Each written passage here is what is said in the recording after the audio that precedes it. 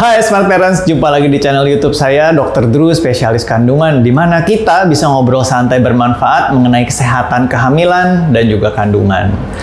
Pada video kali ini, saya akan berikan beberapa tips dan fakta mengenai kontrasepsi darurat. Jadi disimak sampai habis ya.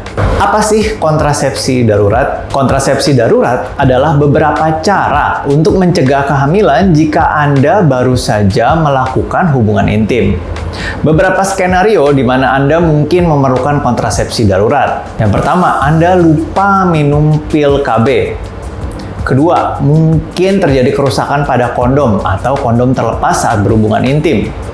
Ketiga, mungkin Anda memiliki masalah dengan alat kontrasepsi, misalnya patch kulit yang terlepas atau cincin vagina yang terlepas. Dan mungkin Anda berhubungan intim tanpa menggunakan alat kontrasepsi apapun.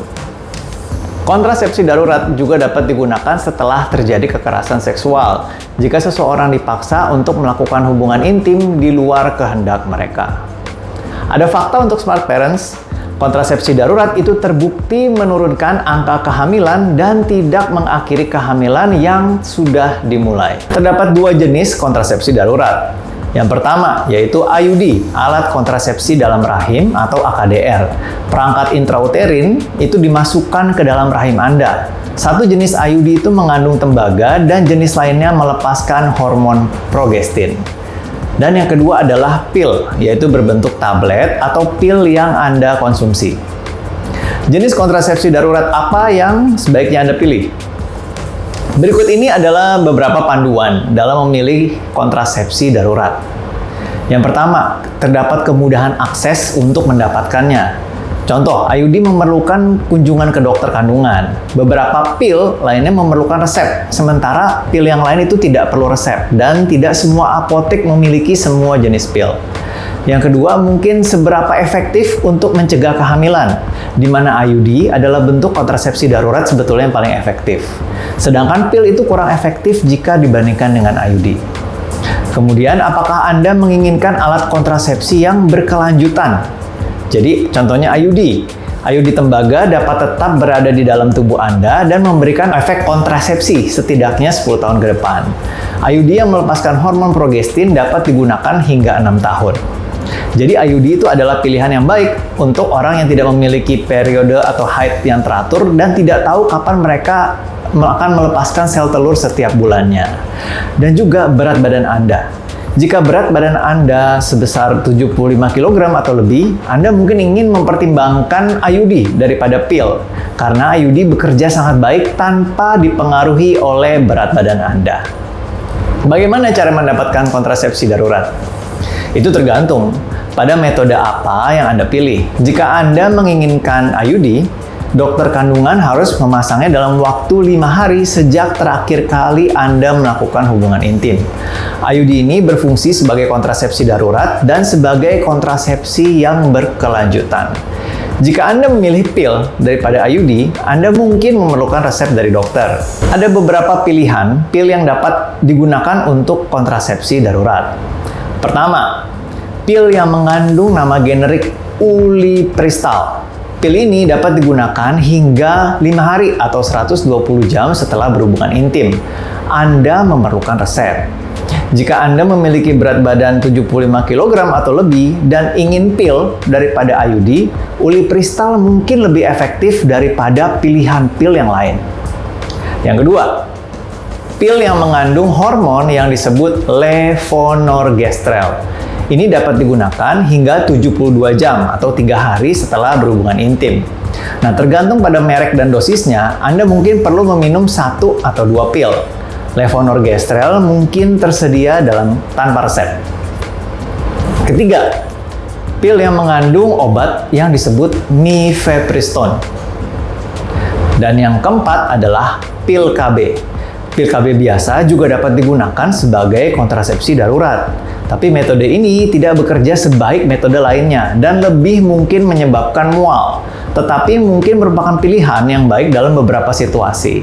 Jadi diskusikan dulu dengan dokter kandungan kalian ya Smart Parents. Seberapa efektif kontrasepsi darurat itu bekerja? IUD, sekali lagi, adalah bentuk kontrasepsi darurat yang paling efektif. Ini mencegah lebih dari 99% kehamilan ketika dimasukkan dalam kurang lebih 5 hari berhubungan intim tanpa pengaman atau kondom. Jika Anda memilih pil, beberapa hal yang berbeda dapat mempengaruhi seberapa baik efektivitasnya. Ini termasuk seberapa cepat Anda meminum pil setelah berhubungan intim, di mana Anda berada dalam siklus menstruasi Anda, berapa kali Anda melakukan hubungan intim tanpa kondom, dan berapa berat badan Anda. Secara umum, semakin cepat Anda meminumnya setelah berhubungan intim, semakin baik pil itu bekerja. Bila digunakan dalam waktu 3 hari dari berhubungan intim. Nah, bila digunakan dalam waktu 72 jam nih dari berhubungan intim. Yang pertama, si ulipristal ini, setelah mengkonsumsi ulipristal, resiko kehamilan adalah 1 hingga 2%. Itu berarti 1-2 orang dari 100 orang yang menggunakan jenis ini dapat hamil. Yang kedua, pil levonorgestrel. Setelah mengkonsumsi pil yang levonorgestrel, resiko kehamilan itu berkisar antara 1 hingga 7%. Berarti 1-7 orang dari 100 orang yang menggunakan pil levonorgestrel akan tetap hamil. Ketiga, mifepriston. Tidak banyak informasi sebetulnya tersedia untuk metode yang ini, tapi mifepriston mungkin bekerja sedikit lebih baik daripada levonorgestrel untuk mencegah kehamilan. Terakhir ada pil KB. Konsumsi pil KB kombinasi akan menurunkan resiko kehamilan, tapi kurang efektif dibandingkan metode lain yang sudah saya sebutkan. Bagaimana jika saya muntah? Pil kontrasepsi darurat bisa membuat sebagian orang muntah. Jika Anda muntah kurang dari 1 jam setelah minum pil kontrasepsi darurat ini, Anda harus segera meminumnya lagi. Nah, jadi tipsnya Anda bisa minum obat-obatan yang disebut, salah satunya adalah Meclizine, yang membantu untuk mengurangi mual dan muntah. Obat ulipristal dan levonorgestrel itu sebetulnya lebih rendah risiko muntahnya jika dibandingkan dengan pil KB. Apa yang terjadi setelah saya menggunakan kontrasepsi darurat?